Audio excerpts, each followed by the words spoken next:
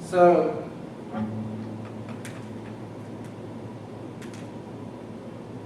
let me just give you a little background on me. I've grown up in church all of my life. I think my parents have always told me the Sunday after I was born, I was in church and was in church ever since. So literally all my life.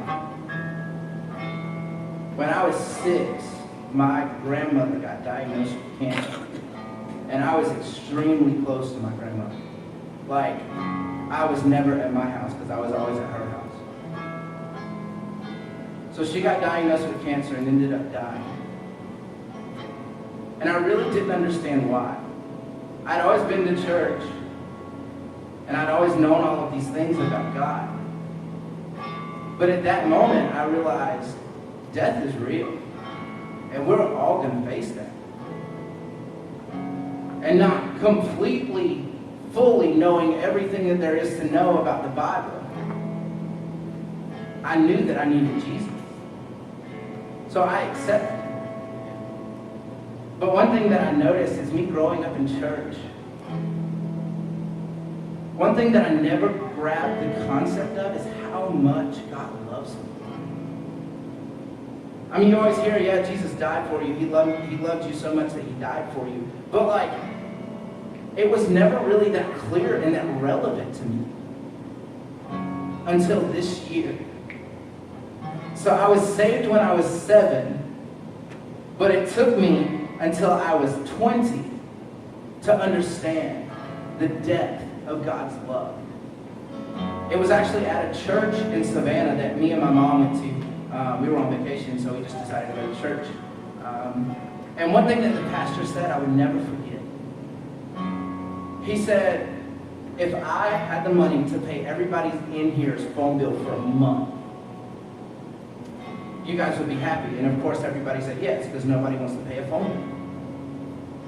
But he said, okay, now I need you to come help build a deck on my house, add on an extension to my house, and carry 3 couches upstairs for me. How many of you guys would come to help? Nobody raised their hand. It's just a phone bill.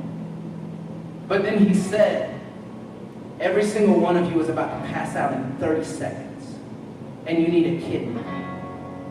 You have a week to live, so it's too short for you to get on the waiting list for a kidney. He said, I have the kidney. I am your blood type. I give you my kidney. That gives you life. That saves your life. You would be dead in a week. Now, how many of you would come help? And everybody raised their hand. So to me, that was an illustration of, I think we take this whole thing that Jesus did for granted. 2,000 years ago, this man hung on a cross, and that's all we think about. We think about it like a history book. But really, we don't get the concept that this is what gives me life. That everything I do is rooted in him, because without him, I am dead. Without him, I don't have life, and I am destined for hell. But the miracle is that he loved me so much that he died. That he took 2 nails in his wrist and a nail through his feet. That he constantly pursues me no matter the dark times I'm in, no matter the struggles I'm going through, no matter I cry out and say, God, I need you, but I feel like I can't have you because of my sin. He says, don't worry. I leave the 99 to find the one that has went astray. So today, I want that to be relevant. How much God has honestly done for you in your life.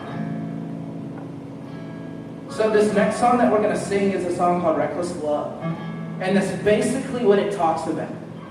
That there is no shadow that God will not light up to find you. There is no wall that he will not kick down, and there is no mountain that he will not climb up.